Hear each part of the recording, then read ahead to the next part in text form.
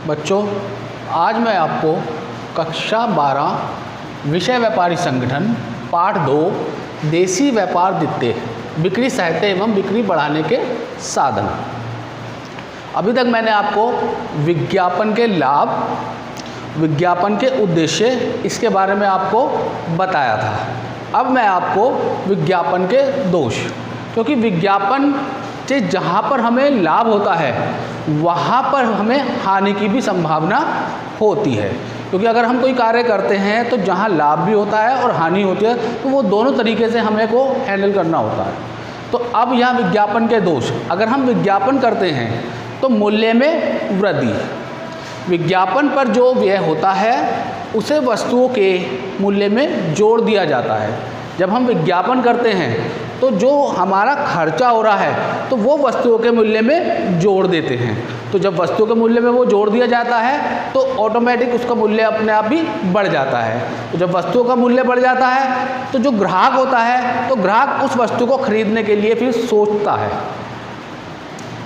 उपभोक्ताओं को भ्रम में डालना, कभी कभी ऐसा होता है विज्ञापन को जब हम करते हैं तो हम उस वस्तुओं की सही जानकारी नहीं दे पाते, जिसके कारण जो ग्राहक होता है वो उस वस्तु को खरीदने के लिए वो सोचता है कि हम ये वस्तु खरीदें या ना खरीदें। यानी कुछ व्यक्ति ऐसे भी होते हैं जो बेईमान और दुष्प्रवृत्ति व्यक्ति विज्ञापन के द्वारा अपनी वस्तुओं की उपयोगिता आदि के बारे में गलत प्रचार करते हैं। यानी कि कुछ व्यक्ति गलत संगति वाले होते हैं जो अपने व्यापार को आगे बढ़ाने के लिए नहीं बल्कि उस वस्तु को उसी टाइम बेचने के लिए सोचते हैं। तो ऐसे व्यक्तियों के द्वारा वो ग्राहक उन वस्तुओं को खरीद लेते हैं और उन्हें बड़ी निराशा का सामना करना पड़ता है। राष्ट्रीय साधनों का अपव्यय, राष्ट्रीय साधनों का अपव्यय यानी कि विज्ञापन के द्वारा जो राष्ट्र की संपत्ति होती है उसमें भी नुकसान होता है। जैसे सड़कों पे होर्डिंग लगे होते हैं या सड़कों के किनारे जो विज्ञापन किया जाता है तो उससे राष्ट्रीय संपत्ति को नुकसान भी होता है और आने जाने वालों को भी परेशानी का सामना करना पड़ता है। तो इसके द्वारा राष्ट्रीय साधनों का अपव्यय भी होता है। इसके बाद है आपका बच्चों एकाधिकार की प्रवृत्ति को प्रोत्साहन करना। ये इसके आगे के पॉइंट है जो मैं आपको समझाऊंगा। अभी तक जो है ये 3 पॉइंट हैं आपके, इसके बाद के जो हैं आपके विज्ञापन के दोष। ये 3 पॉइंट मैंने आपको बताए हैं, इसके आगे के जो पॉइंट हैं वो मैं आपको बता रहा हूँ। ठीक है बच्चों, तो इसके आगे का जो पॉइंट है एकाधिकार की प्रवृत्ति को प्रोत्साहन देना, नंबर 4, एकाधिकार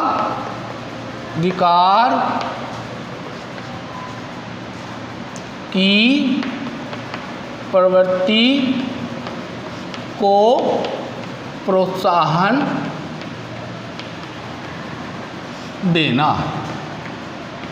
इसका मतलब है बच्चों कि अगर हम कोई वस्तु का विज्ञापन कर रहे हैं तो वो विज्ञापन एक ही वस्तु के लिए कर रहे हैं तो एकाधिकार की प्रवृत्ति यानी कि वो वस्तु एक ही, यानी कि एक ही ब्रांड की वस्तु का प्रचार करना, तो उसमें हमें एक ही वस्तु का ही प्रचार कर रहे हैं तो एक ही वस्तु वो बेची जा रही है, यानी कि दूसरी वस्तु का कोई भी प्रचार नहीं करना। तो इसमें विज्ञापन एक ब्रांड की लोकप्रियता को बढ़ाकर उसी प्रकार की वस्तुओं के बाजार में उस ब्रांड को एकाधिकार स्थापित कर देता है, यानी कि एक ही प्रकार की वस्तु बाजार में सीमित रहती है, यानी कि और वस्तुओं का उसमें कोई रोल नहीं होता। तो यहाँ पर विज्ञापन का ये भी दोष माना जाता है कि वो वस्तु खाली एक ही है तो हम उस एक ही ब्रांड की वस्तु को बाजार में स्थापित कर देते हैं तो वो लंबे समय तक वही चलती है तो ग्राहक उससे ज़्यादा संतुष्ट नहीं हो पाता। ऐसे आपका नंबर 5 है आपका नैतिक पतन।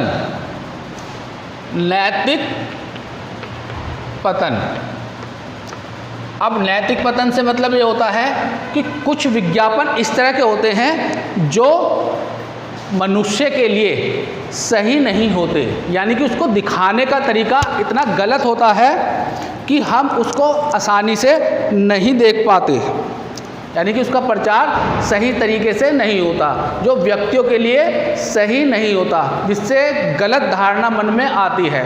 तो ऐसी दृष्टि में वो समाज की दृष्टि से भी और व्यवहारिक दृष्टि से भी वो विज्ञापन गलत माने जाते हैं, जो समाज में गलत दिशा निर्देश देते हैं। तो इस प्रकार नैतिक पतन का भी हनन होता है।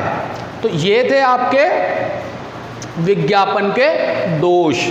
अब जो पॉइंट मैं आपको बताने जा रहा हूँ वो ग्राहकों को आकर्षित करने के साधन, यानी कि अगर हम बिक्री को बढ़ाना चाहते हैं तो बिक्री को बढ़ाने के लिए हमें ग्राहकों को आकर्षित भी करना पड़ेगा। यानी कि अगर हम कोई वस्तु बेच रहे हैं, अगर ग्राहक उसकी तरफ आकर्षित नहीं होगा तो हमारी बिक्री में वृद्धि नहीं होगी। तो उसके जो निम्नलिखित कारण है, यानी कि ग्राहक को आकर्षित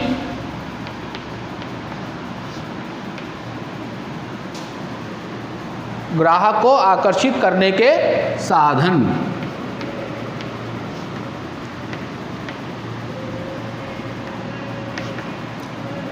तो ग्राहक को आकर्षित करने के साधन जो है वो कौन कौन से हैं? सबसे पहला पॉइंट जो है वो है दुकान की सजावट। ठीक है बच्चों। नंबर 2, खिड़कियों की सजावट। खिड़कियों की सजावट, ये सारे जो पॉइंट मैं आपको बता रहा हूँ ये ग्राहक को आकर्षित करने के साधन। इसके बाद है आपका तीसरा पॉइंट फर्नीचर। क्या है बच्चों? फर्नीचर। नंबर 4 है आपका साइन बोर्ड।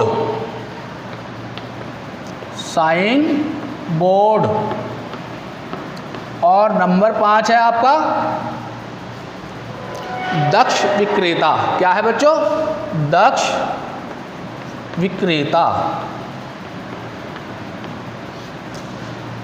तो ये वाले जो पॉइंट हैं आपके ग्राहक को आकर्षित करने के साधन।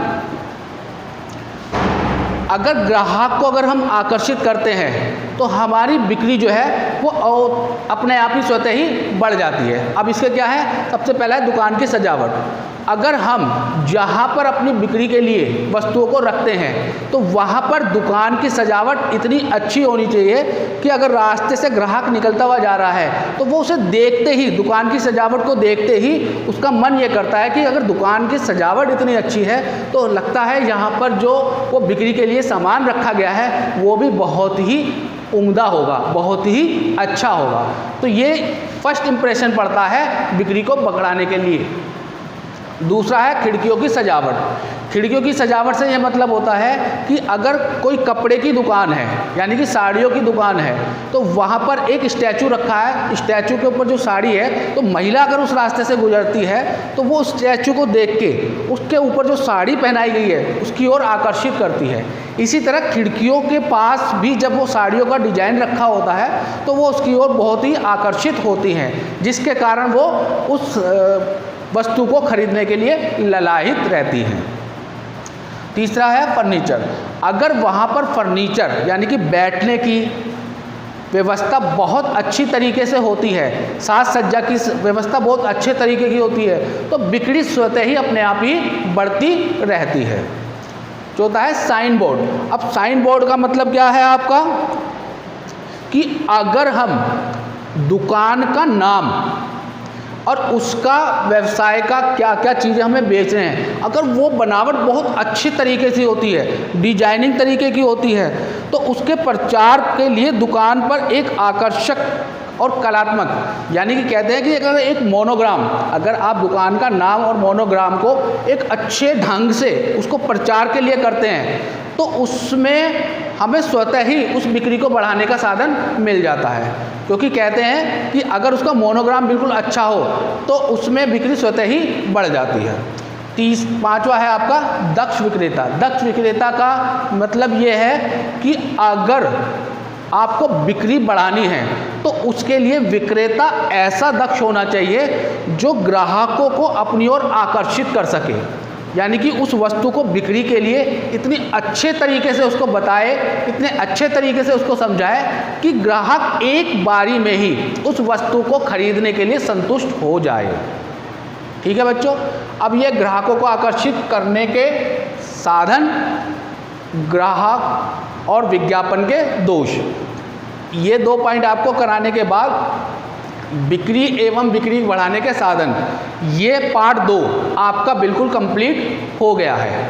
ठीक है बच्चों, इसके बाद आपको नेक्स्ट पार्ट 3 के बारे में बताएगा, लेकिन पहले आपको इसका विषय सूची और इसके आंसर आपको भेज दिए जाएंगे। ठीक है बच्चों, धन्यवाद।